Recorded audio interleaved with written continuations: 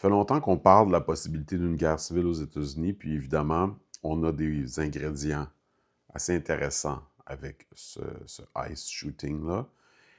Je viens d'écouter une vidéo, je vais me mettre dans les commentaires, juste parce que je trouve que là, ça, c'est le point de vue d'un avocat. Nous autres, on appelle ça un procureur de la couronne, là, mais l'équivalent pour l'État de Minneapolis, où est-ce que ça s'est passé. Et donc, je trouve que c'est une vidéo qui vaut la peine d'être écoutée parce qu'elle diffère des autres, dans le sens où elle s'intéresse plus au côté légal, qui est évidemment un côté qui m'intéresse beaucoup, surtout dans un cas où, justement, comme je dis, c'est très emblématique parce que clairement, ça montre le clivage. Tout le monde va voir la vidéo assez simple et la moitié du monde vont voir une femme qui s'en va foncer sur un agent fédéral, et donc l'agent fédéral qui se défend.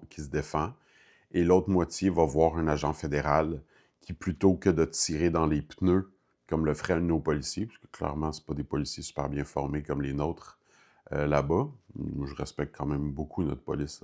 En fait, même pas quand même, là, je respecte beaucoup notre police. Je trouve qu'on a une bonne police. Ils ne sont pas parfaits, mais si on compare aux polices du reste du monde, on a de très bonnes polices au Québec.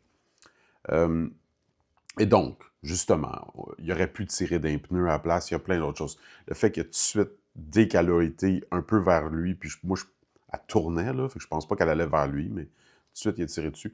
J'ai plus tendance à voir une personne mal formée d'un point de vue militaire tirer que de voir une femme qui faisait de l'obstruction. Par contre, c'est encore une fois très emblématique de notre époque que d'avoir cette espèce d'attitude bizarre-là de vouloir aller arrêter le travail fédéral de gens armés avec rien. J'ai mis un chandail par hasard. Ça, c'est mon micro, là. Mais c'est en dessous le chandail, là. Ça, c'est des tanks, puis des hélicoptères, puis tu vois. Puis je pense que la raison pour laquelle je le trouve intéressant, ce chandail-là, c'est que je pense qu'il y a du monde qui se pense de même. Ils ont comme l'impression qu'ils peuvent aller jouer. Mais tu sais, moi, je pense à mon grand-père parachutiste qui est allé combattre les nazis, là, puis il a triché son certificat de naissance. Il avait 16 ans quand il voulait aller leur péter la gueule. Mais tu sais, ça a pris à peu près 2 ans avant qu'il rentre dans une véritable confrontation. Parce que dans le fond, l'armée l'a formé. Ils l'ont mis d'abord sur un bateau, après ils l'ont formé pour former du monde pour devenir parachutiste, puis après ils ont fait des attaques, tu sais. Mais ça aurait pu être moins long que 2 ans, là, mais c'est juste pour dire, si tu veux vraiment, tu sais, si tu veux vraiment faire une guerre civile aux États-Unis, là, en ce moment, tu es du côté de genre, je vais aller faire de l'obstruction du travail de ICE, puis tu considères que ce qu'ils font est illégal parce qu'ils n'ont pas de mandat, ils font juste provoquer, créer le chaos. C'est clairement très problématique, évidemment, ce qu'ils font ICE. Même si tu es d'accord avec le fait qu'on puisse contrôler l'immigration illégale.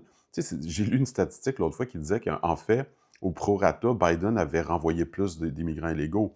Donc, c'est vraiment la méthode là, qui est problématique ici, tu sais, plus que vraiment est-ce que tu es pour ou contre la loi. C'est un peu évident qu'on est contre l'illégalité, là. L'idée, c'est qu'est-ce que tu fais avec le criminel? Est-ce qu'il mérite toute la peine de mort? Est-ce qu'il mérite pas de procès, pas de mandat, etc. Mais bon. Mais encore une fois, pour moi, ce qui m'intéresse ici, à part le clivage évident, puis à part le côté légal intéressant de définir qu'est-ce qui est considéré comme d'utiliser son véhicule comme une arme, par exemple. C'est de ça, entre autres, que parle la vidéo que je partage dans le commentaire, dans la description. Euh, c'est comment que les gens, finalement, ont complètement perdu le sens du martial. Si tu t'en vas combattre les nazis, vas-y avec un gun, parce qu'ils ont des guns.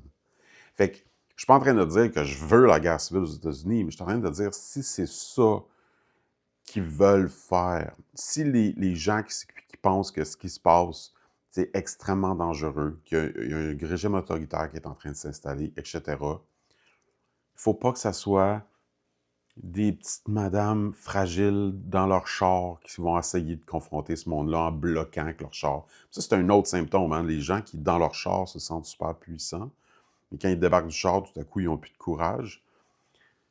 C'était juste tellement maladroit. Puis ça me fait souvent chier parce que je me ramasse dans l'espèce de position. Tu sais, je sais pas moi, j'ai toujours été pour Black Lives Matter, mais à chaque fois que je vois une vidéo, il y en a que non, là, il y en a que c'est vraiment comme n'importe quoi, mais souvent, pas à chaque fois, vraiment, juste quelques fois, souvent, j'ai vu des vidéos que je me disais: «Mais pourquoi tu as fait ça aux policiers? Pourquoi tu as réagi de même? Tu as pas un peu d'instinct de protection, de survie, de dire: "Je vais ne pas agresser un policier"?» Et encore une fois, si tu considères légitime de le faire parce que tu dis que c'est des nazis, c'est des SS, puis qu'il y a un vrai danger, puis il faut les attaquer maintenant, avant que ça devienne une guerre mondiale, bien, fais-le convenablement. Encore une fois, c'est pas un appel aux armes, mais c'est juste de dire, les États-Unis, c'est un pays rempli d'armes, là. Fait que pourquoi qu'ils vont confronter des agents armés qui vont finir par les tirer comme on voit, sans justement y aller de façon armée? Donc, quand je parlais l'autre fois de toute l'espèce de naïveté que je vois, tu sais, dans la vidéo sur Maduro, je parlais beaucoup de... Il y avait comme une espèce de wake-up call dans ce que Trump faisait, dans le sens où c'est du real politics, c'est le monde tel qu'il est d'un point de vue martial, et tel qu'il l'a toujours été en réalité. Mais c'est comme si depuis la fin de la Deuxième Guerre mondiale, surtout depuis la fin de la guerre froide, fin de la guerre, tu sais, à chaque fin, il y a eu, tu sais, à la fin de la Première Guerre mondiale, il y a eu les années folles, tout le monde était heureux, pensait que la paix était arrivée. Fin de la Deuxième, même affaire. Fin de la guerre froide, même affaire. Ça fait à peu près un bon siècle qu'à chaque fois qu'il y a une petite pause, tout le monde est convaincu que la paix est arrivée. Tu sais, la guerre pour finir toutes les guerres, ils disaient ça en Première Guerre mondiale. Ils ont dit la même affaire dans la Deuxième Guerre mondiale. Puis ils vont sûrement dire la même affaire s'il y en a une troisième.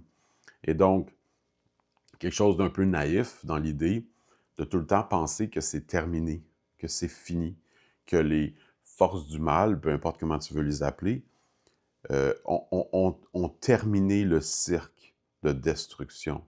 Tu sais, c'est un peu comme si tu avais, une petite maladie, puis là, on te donnait de la pénicilline, puis après un jour, tu te sens mieux, fait que tu arrêtes de prendre de la pénicilline, mais elle va revenir.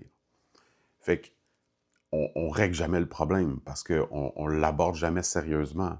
Et donc, encore une fois, pour moi, la question, c'est un peu du genre, comment ça se fait que dans un pays où il y a autant d'armes disponibles, il y a des manifestants qui vont avec des pancartes confronter ces fous armés-là qui, clairement, sont là pour créer le chaos et le trouble, là? C'est ça que je trouve un peu fou, personnellement, dans cette affaire-là. Nonobstant toutes les bonnes analyses que j'ai vues ce soir, là, de dire, regarde, il y a des véritables dangers au niveau de la démocratie, comment Trump a immédiatement pris la défense de l'agent, comment que ces agents-là agissent sans mandat, en déstabilisant tout, sans parler non plus de tout le fédéral, hein. Le fait qu'il y ait un pouvoir fédéral qui s'impose dans des États qui eux-mêmes ont leur police puis leur force. Et donc, il y a un conflit de niveau qui est très intéressant au niveau de la décentralisation, de la souveraineté des États, etc. Il y a plein d'aspects super intéressants. Dans chaque grain de sable, on peut découvrir l'univers entier si on veut.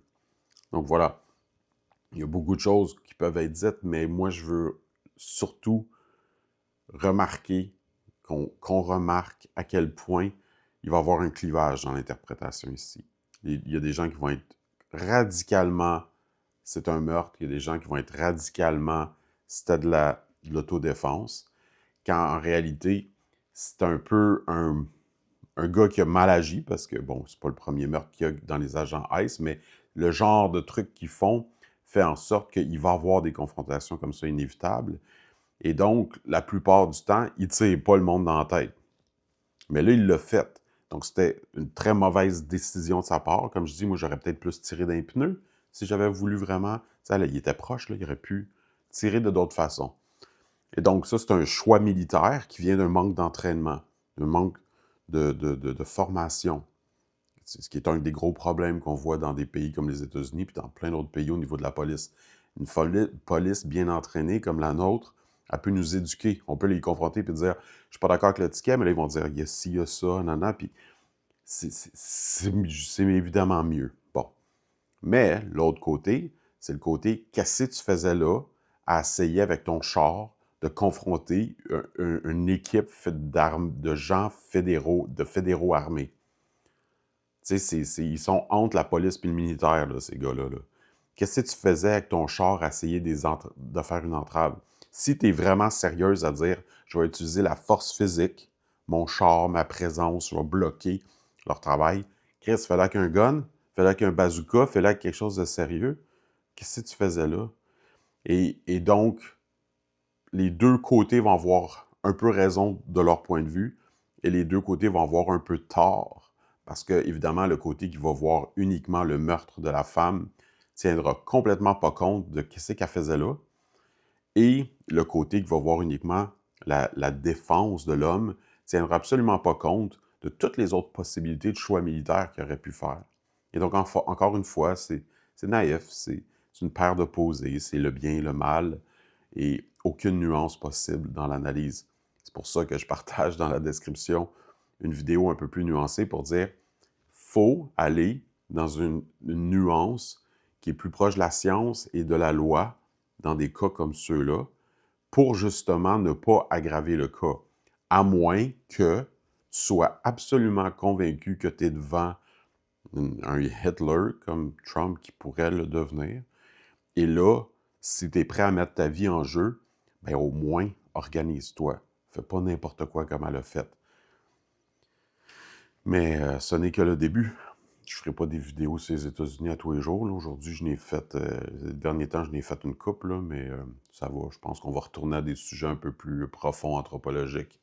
Mais il y a tellement d'événements ces temps-ci, j'étais comme pas capable de m'empêcher de au moins en dire un mot ou deux ou 10 minutes.